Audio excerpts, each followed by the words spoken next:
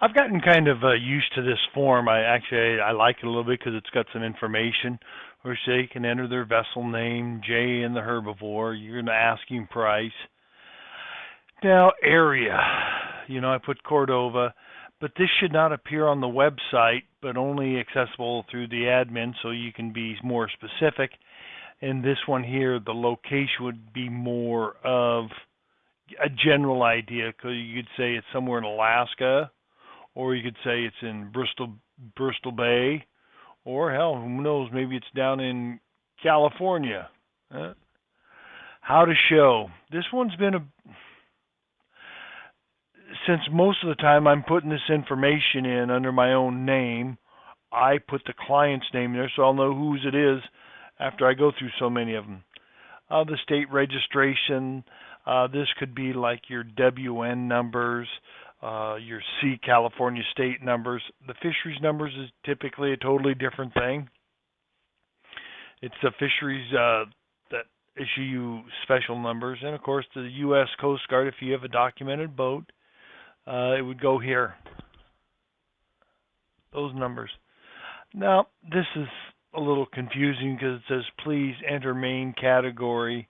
This field is required. That's good, but I wouldn't want them to think, oh, I got to click barge. No, because who knows? It might be a crabber. So when you click crabber, then we can pick the main category, and then we could go catamaran. We could call it a freezer boat. We could call it a landing craft, and then go down, scroll down here a little more. Construction. She's fiberglass. Year built. Scroll down. Who built it? Marco, Seattle. She's 58. Got to have that so it can assign the file ID. The beam is 18. The depth is 10. The draft is 9. The gross tonnage is 64. The net tonnage is 15. And is it for sale? I like this, but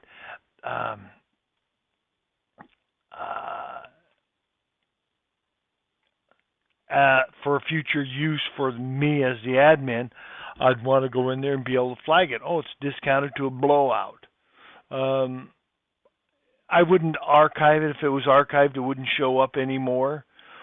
Feature boats good, for sale, for sale. A lot of these are pretty good. Off market, well, once again, if it's off the market, what the fuck do I want to put it on there off the market? I would just delete the damn boat.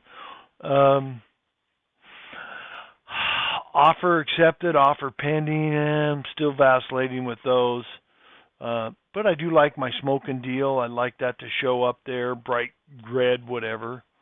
Spotlight, you might as well take that one out because that's the banner that would be on the.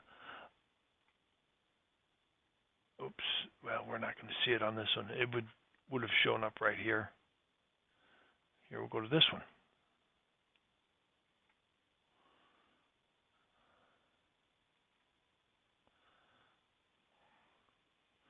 Well, we don't get it because we're registered. So if I log out from here, at least that doesn't show. So we know we're going to get rid of those spotlight boats. The for sale boats, that's going to be something. This should only pop up if that vessel is going to be flagged as a forced sale. Okay. Listing agreement.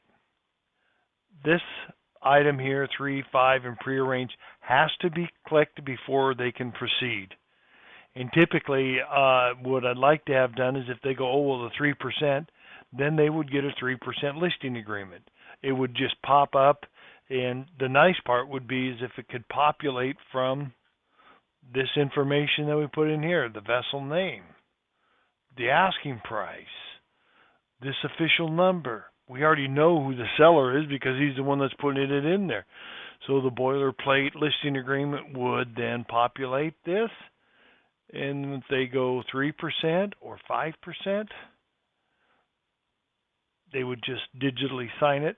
As for this prearranged agreement with GSI, that means that they have a prearranged with GSI. So they hit, I agree with the terms. We're going to submit this.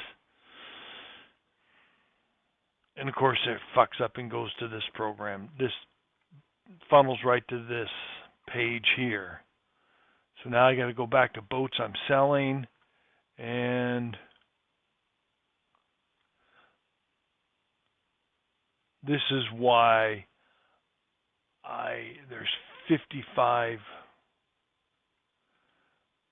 boats in my file that shouldn't be. They should be in the individual's client's file so we could update them. I'll be damned. Can't find the boat we just listed.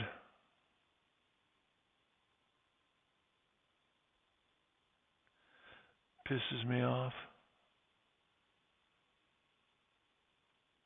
Well, I put us on pause while I went and double checked again, and this is the concern I've had from other individuals wanting to post their boat online, is that fucker just disappears. Anyways,